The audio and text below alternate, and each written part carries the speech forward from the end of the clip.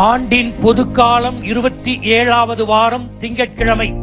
நற்செய்தி பகுதி லூக்கா 10:25 37 வரை. 30வது வசனம். ஒருவர் எருசலேமிலிருந்து எரிகோவுக்கு போகும்போது கல்வர் கையில் அகப்பட்டார்.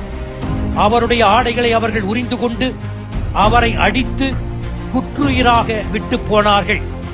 குரு, லேவியர், சமாரியர், குற்றுயிராய் கிடந்தவர், இவர்கள்தான் இன்றைய ஓமையின் கதாபாத்திரங்கள்.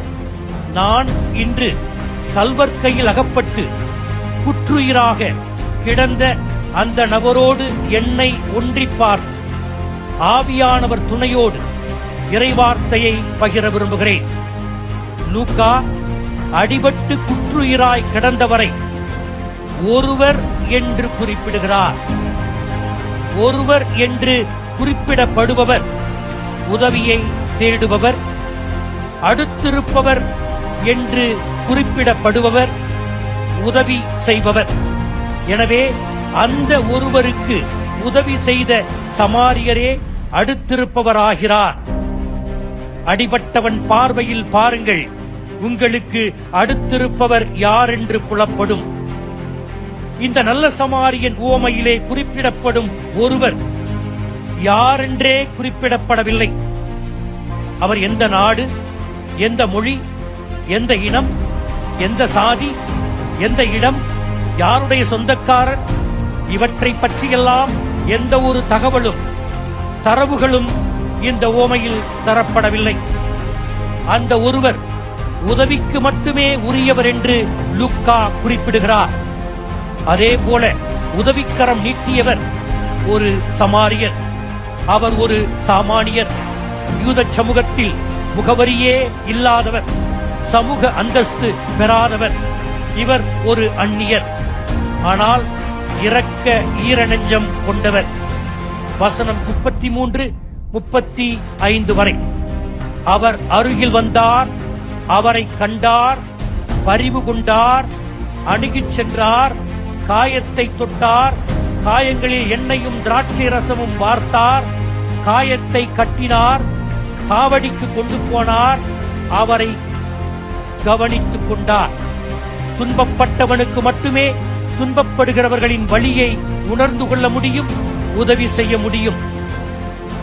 குற்றுயிராய் கிடந்தவன் வேறு யாருமல்ல, நான் தான், நீங்கள்தான்.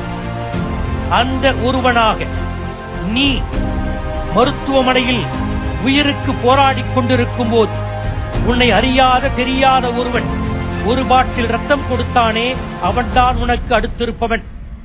நீ சாலையில் நடந்து செல்லும் போது உனக்கு ஏற்பட்ட மயக்கத்தால் எங்கே இருக்கிறாய் என்று தெரியாமல் இருந்தபோது நொடியும் தாமதிக்காமல் உன் முகத்தில் தண்ணீர் தெளித்து உன்னை மருத்துவமனையில் சேர்த்தானே, அவன்தான் உனக்கு அடுத்திருப்பவன்.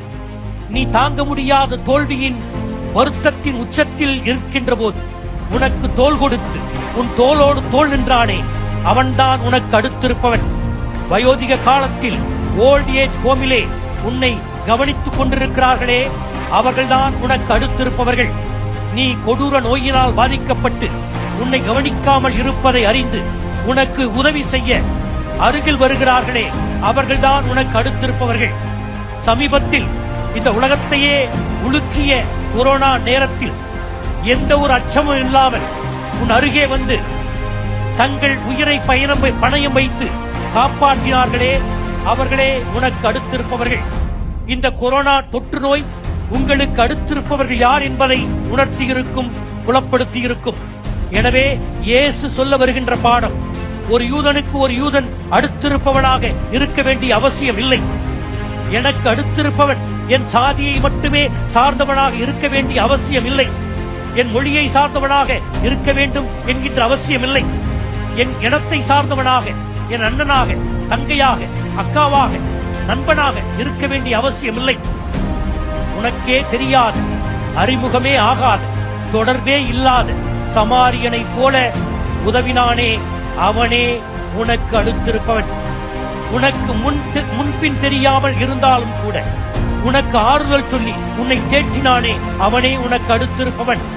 சமாரியனைப் போல உன் நிலை கண்டவுடன் அருகில் வந்து பரிவு கொண்டு உன் காயங்களை கழுவி கட்டிப் போட்டானே, அவனே உனக்கு அடுத்திருப்பவன். இறையாட்சியில் இறைவார்த்தையை கேட்டு என் தந்தையின் விருப்பப்படி யார் யார் செயல்படுகிறார்களோ அவர்களே என் தாயும் சகோதரர்களும் சகோதரிகளும் என்று மாற்றி எழுதினாரே, அதே இயேசு. உறவுகளை மாற்றி எழுதினாரே, அதே இயேசு நல்ல சமாரியன் உவமையிலே நம்முடைய ஸ்டீரியோடைப் உறவுகளை எல்லாம் உடைத்தெறுகிறார். உன் சாதியை உன் மொழியை சார்ந்தவன்தான் உன்னுடைய அடுத்திருப்பவனாக இருக்க முடியும் என்று சொல்வது அரசியல் ஆதாயத்திற்கு வேண்டுமென்றால் இருக்கலாம். ஆனால் வாழ்க்கையின் யதார்த்தம் வேறு என்பதனை உணர்த்தும் இயேசுவின் குரலுக்கு செவிமடுப்போம். ஆமீன்.